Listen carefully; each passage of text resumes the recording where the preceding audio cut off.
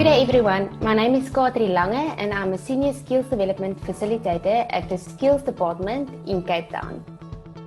Good day everyone, my name is Morné. I am also a Senior Skills Development Facilitator in the Cape Town office. Today we will be giving you an introduction to discretionary grants.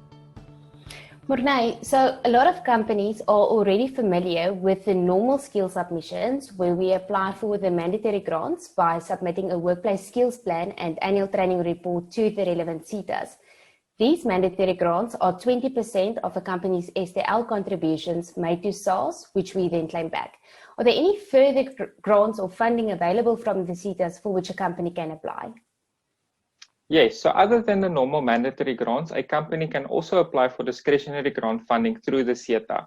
This is funding provided to SETA stakeholders that provide training in order to assist the SETAs in their commitment to the Department of Higher Education and Training. The discretionary grant funding is aligned with the specific SETA's scarce and critical skills in order to overcome certain occupational shortages within each sector. Thank you, Morné. I think it's important to know where does the money come from and how much money a company can apply for when applying for a discretionary grant. So if we go look at the skills development levies distribution, 100% of the STL, which is 1% of a company's payroll, gets collected by SARS. 20% is transferred to the National Skills Fund and 80% is transferred to the SETA. This 80% is then also divided into the following.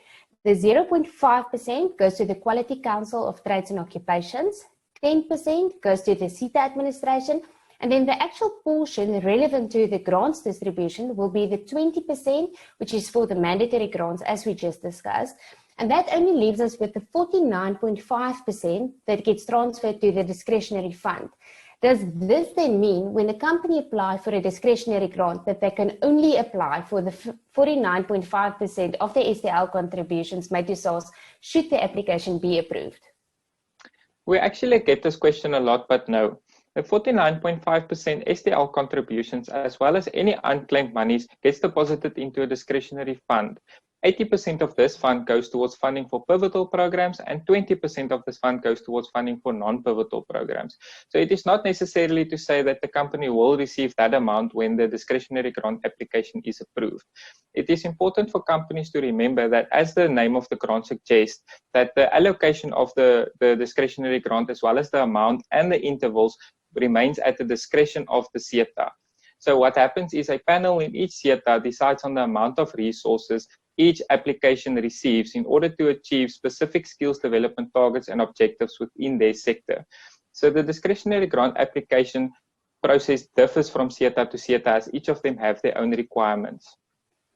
Morné, you mentioned pivotal programs. So just to clarify, pivotal means professional, vocational, technical and academic learning programs that result in a NQF qualification or part qualification. Can you please give us some examples of training interventions that may be used when applying for a discretionary grant? Yes, certainly. So a company can apply for skills programs, learnerships, internships, bursaries, as well as apprenticeships, just to name a few.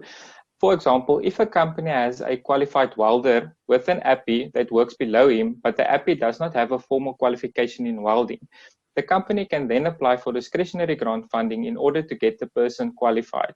The apprentice will then work for a maximum of 4 years under the mentorship of a qualified welder. The discretionary grant funding will then cover the cost of the apprentice's on-the-job training, any college-related courses, as well as the trade test at the end of the day.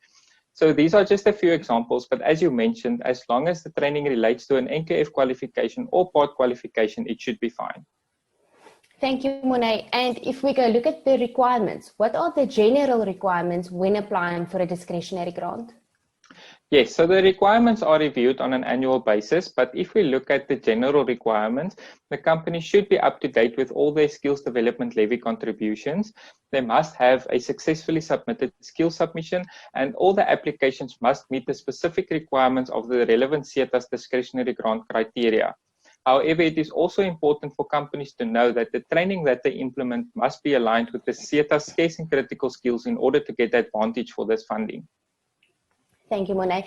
I understand that the funding in itself is already an incredible benefit for a company, but what other benefits are there for a company when applying for a discretionary grant? Yes, that's a very good question. So apart from the funding that the company receives, they will get their employees qualified, which will lead to increased productivity as well as work morale. They can also claim for tax rebates if it's related to a learnership, and the company will score BE points for their BE scorecard. But now, and are there any other special grants or funding that companies can apply for if the training that they implement is not pivotal, so thus it will not be accepted for a discretionary grant application? Another excellent question. So yes, you get it a lot where certain SEESAs launch special projects throughout the year. So if we take a recent example, Wholesale and Retail SEESA just launched their SME grant window. So this is where employers could apply for non-pivotal or non-credit bearing interventions. For example, SEESA's courses that is available to all of our skills training clients. So the value of this grant was 18,000 Rand per company, and only one employed learner had to be trained. Thank you, Morné. So in conclusion, companies can apply for more grants or further funding other than the normal mandatory grants, which will be the discretionary grants and the special grant funding from the SEESAs. It is, however, important, as you mentioned, that the company must adhere to all of the requirements of their specific SEESA when applying for a discretionary grant. I really hope that more employers can see the benefits of applying for these type of grants and also contribute towards the development of their employees and thus improving productivity overall. Thank you so much for your insight with regards to discretionary grants. I really enjoyed speaking to you.